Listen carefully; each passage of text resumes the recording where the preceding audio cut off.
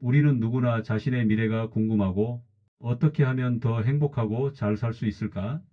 늘 고민하면서 살아갑니다. 사주를 보거나 관상을 살피는 것도 다 그런 마음 때문일 겁니다. 안녕하세요.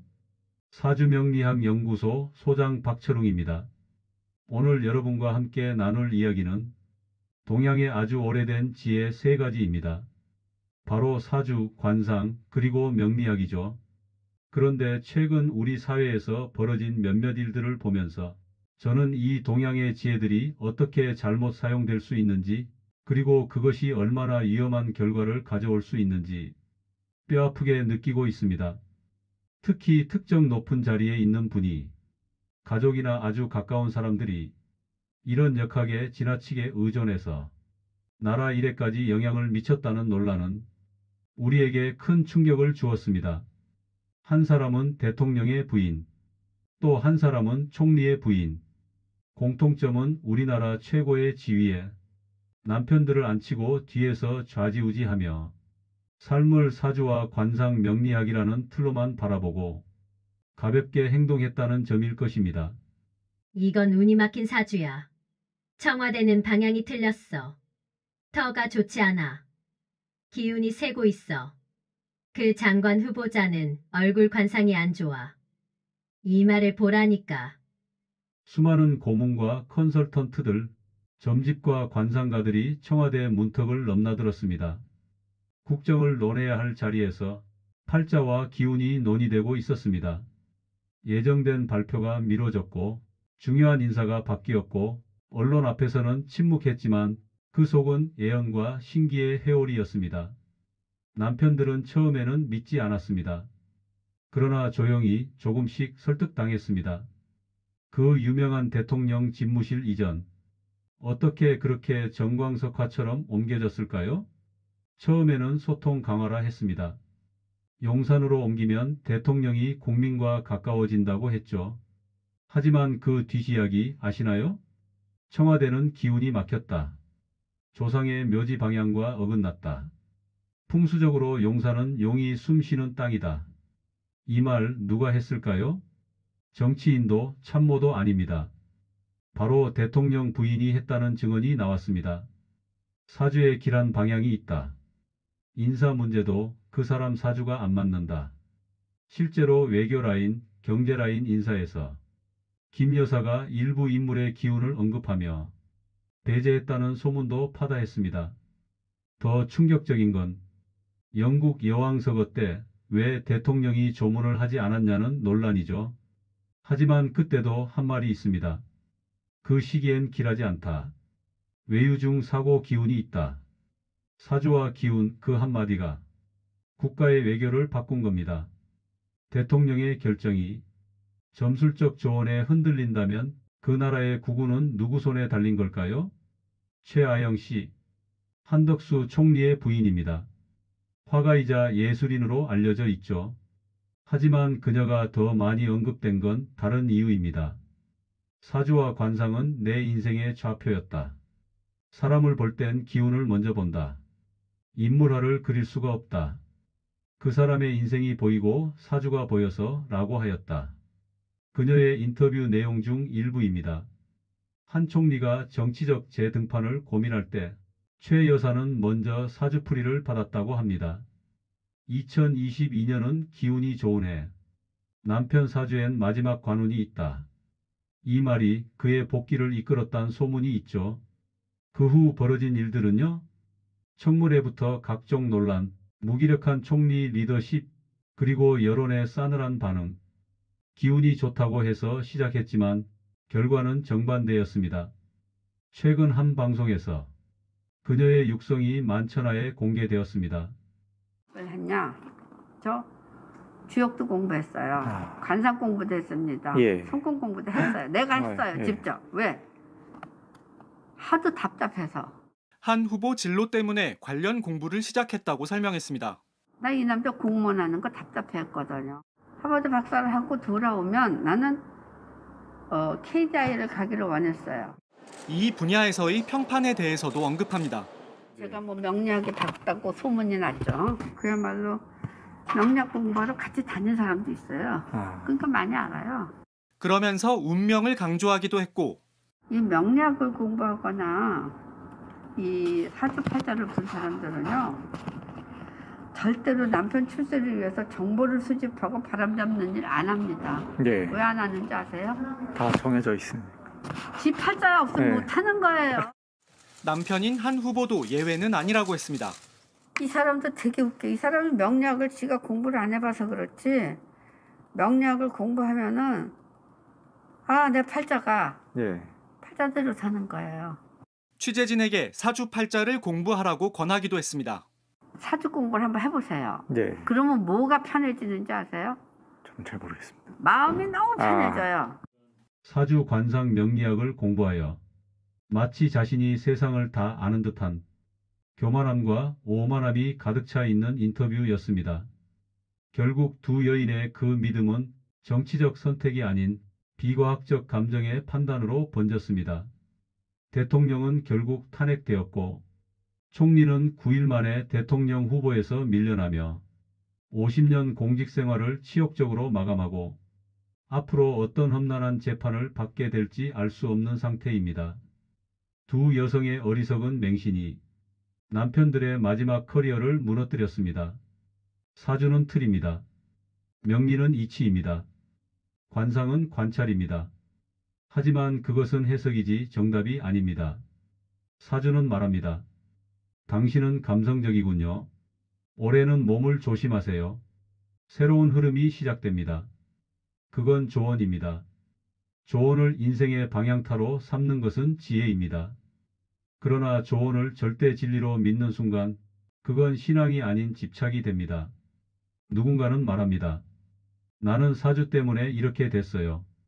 아니요, 그건 핑계입니다. 운명은 해석하는 자의 것입니다.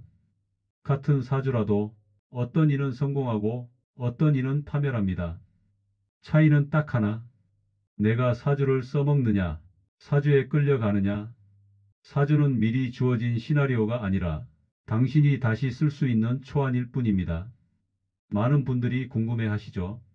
과연 사주팔자나 관상이라는 것이 한 사람의 모든 운명을 정말로 결정하는 절대적인 걸까요? 그리고 우리는 이런 것들을 어떻게 바라보고 우리 삶에 사용해야만 현명한 태도일까요? 오늘은 이 중요한 질문들에 대한 답을 함께 찾아보겠습니다. 먼저 사주, 관상, 명리학이 정확히 무엇인지 기본부터 짚어보고 이것들에 지나치게 매달렸을 때 생기는 아주 위험한 문제점들을 이야기할 겁니다.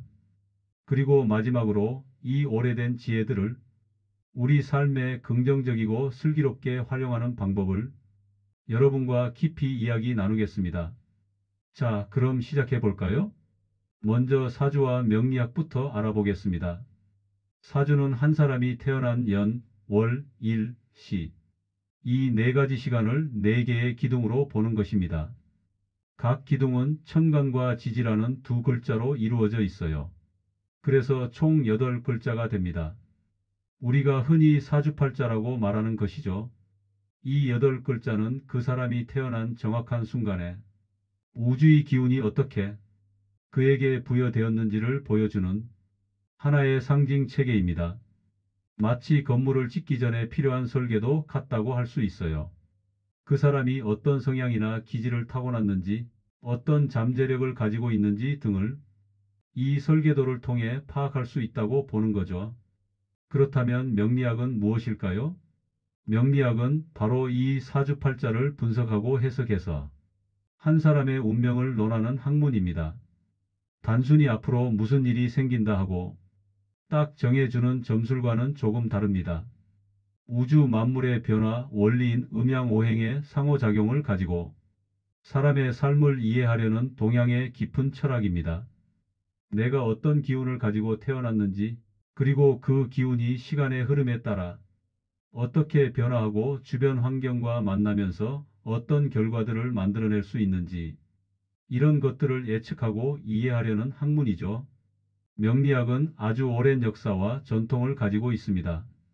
수천 년 전 중국에서 시작되어서 많은 현자들에 의해 발전하고 한국에 전해져서도 우리 문화 속에서 뿌리 내리며 이어져 왔습니다. 명리학은 내가 태어날 때 받은 명, 즉 타고난 그릇이나 바탕을 이해하고 그 바탕 위에서 시간이 흐르면서 어떤 일들을 만나게 될지, 이것이 바로 운이죠.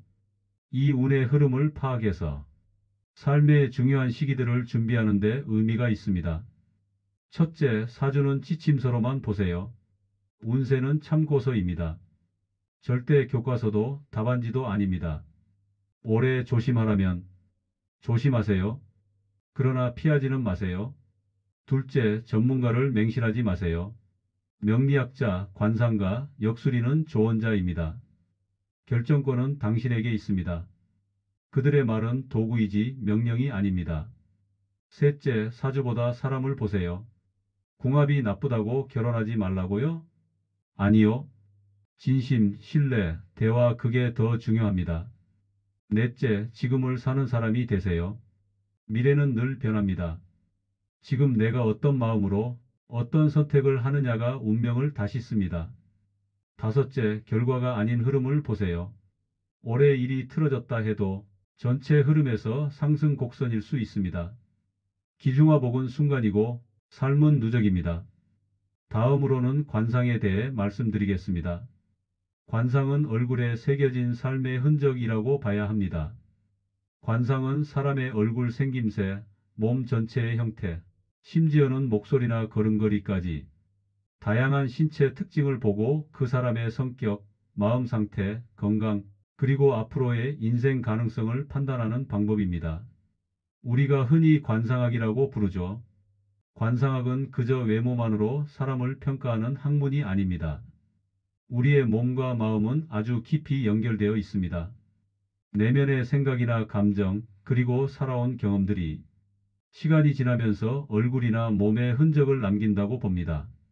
스트레스가 많으면 얼굴색이 변하고 긍정적인 마음을 가지면 표정이 밝아지듯이 말이죠. 오장육부의 건강 상태가 얼굴의 특정 부위에 나타나기도 하고 오랜 습관이 체형이나 자세에 영향을 미치기도 합니다. 그래서 관상은 지금 그 사람이 어떤 상태인지, 어떤 마음을 가지고 있는지, 그리고 과거에 어떤 삶을 살아왔는지를 보여주는 하나의 기록이자 거울과 같다고 할 수 있습니다. 그리고 현재의 모습을 바탕으로 앞으로의 삶이 어떻게 펼쳐질지, 어떤 변화가 일어날 수 있을지 예측하는 도구로도 사용됩니다. 관상 역시 중국에서 시작되어 한국에 전해졌고 오랜 시간 동안 사람들의 삶 속에서 이어져 내려왔습니다. 그럼 위험한 맹신 왜 문제가 되는가? 자, 사주, 관상, 명리학이 무엇인지 대략적으로 이해하셨을 겁니다. 이 지혜들은 수천 년 동안 인간의 삶을 이해하는데 도움을 주어 왔습니다.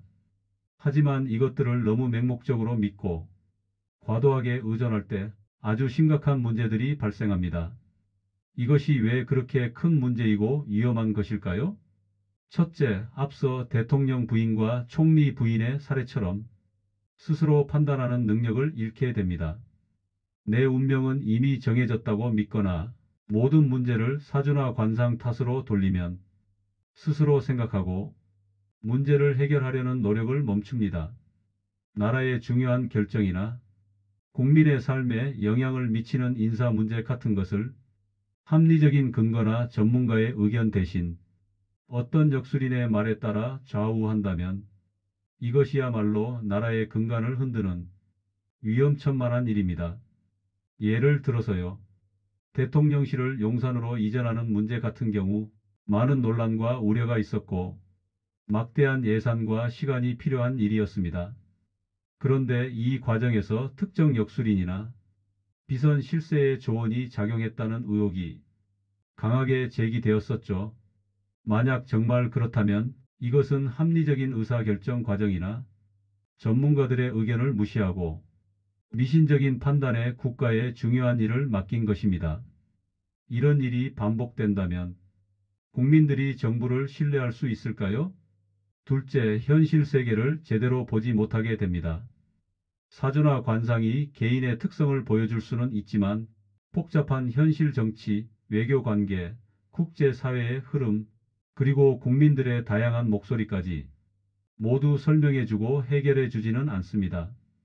어떤 나라의 지도자가 외교적인 관례나 상황을 무시하고 예를 들어 해외 중요한 조문 같은 일정을 참석하지 않은 것을 두고 일각에서는 그의 배우자나 측근이 어떤 역술적인 이유 때문에 가지 말라고 조언한 것 아니냐는 의혹까지 제기되기도 했습니다.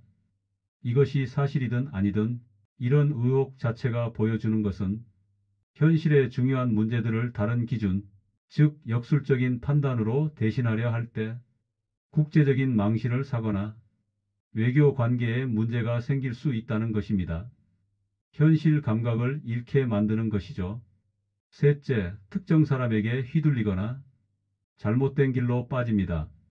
합리적인 근거 없이 어떤 사람의 말에만 의존하면 그 사람이 자신의 이익을 위해 잘못된 조언을 하거나 부적 같은 것에 매달리게 할 수도 있습니다. 물론 개인적으로 조언을 구하는 것은 자유지만 국정을 책임지는 총리직에 있는 사람의 배우자가 사주나 관상에 기반한 컨설팅을 통해 남편의 정치적 행보나 중요한 결정에 영향을 미치려 했다는 의혹은 국민들의 우려를 자아낼 수밖에 없습니다. 국가의 중요한 자리에 있는 사람의 배우자가 공적인 판단 기준이 아닌 사적인 역술적 조언에 의존한다면 이것은 투명성과 공정성을 해치고 비선 실세 논란을 일으킬 수 있습니다. 이런 일들은 결국 그분들의 공적인 평가와 남은 경력에 아주 치명적이고 부정적인 영향을 미칠 수 있다는 것을 극명하게 보여줍니다. 사주팔자가 아무리 좋다고 나왔다 한들 현실을 외면하고 국민의 신뢰를 잃는 행동은 스스로 운을 망치는 길인 것입니다. 그렇다면 우리는 이 사주, 관상, 명리학이라는 오래된 지혜들을 어떻게 받아들이고 우리 삶에 긍정적으로 활용해야 할까요?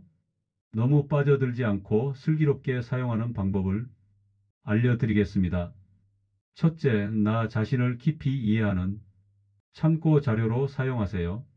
사주팔자는 내가 어떤 기질과 성향을 가지고 태어났는지, 어떤 분야에 흥미나 재능이 있을 수 있는지, 어떤 유형의 사람들과 잘 맞고 어떤 유형의 사람들과 어려움을 겪을 수 있는지 등을 보여주는 나만의 성격 분석 보고서 같습니다. 또 인생의 큰 흐름에서 어떤 시기에 기회가 오고 어떤 시기에 도전이 올 수 있는지 예상하는 데 도움을 줍니다. 이것을 통해 나를 더 잘 알고 나에게 맞는 진로나 공부 방법 혹은 사람들과의 관계를 더욱 원만하게 만드는 데 활용하세요. 둘째, 운의 흐름을 읽고 대비하는 지혜를 얻으세요. 명리학에서 말하는 운이라는 것은 정해진 운명이 아니라 변화하는 에너지의 흐름입니다. 좋은 운이 올 때는 그 기회를 알아차리고 최대한 활용하고 어려운 운이 올 때는 무모하게 나서기보다 조심하고 내실을 다지면서 슬기롭게 헤쳐나갈 방법을 찾는 것입니다. 예를 들어 재물운이 좋다고 해서 가만히 있어도 돈벼락을 맞는다는 뜻이 아닙니다. 재물을 얻을 기회가 오거나 내가 노력한 만큼 더 큰 결과를 얻을 수 있는 시기이니 그때를 놓치지 않고 적극적으로 움직이라는 조언으로 받아들이세요. 반대로 어려운 시기라고 해서 모든 것을 포기하라는 것이 아니라 무리가 되는 투자를 피하거나 인간관계를 조심하고 건강관리에 더 신경 쓰라는 주의 신호로 받아들이는 겁니다. 마치 날씨 예보를 보고 비 올 것 같으면 우산을 챙기고 추울 것 같으면 옷을 껴입는 것처럼요.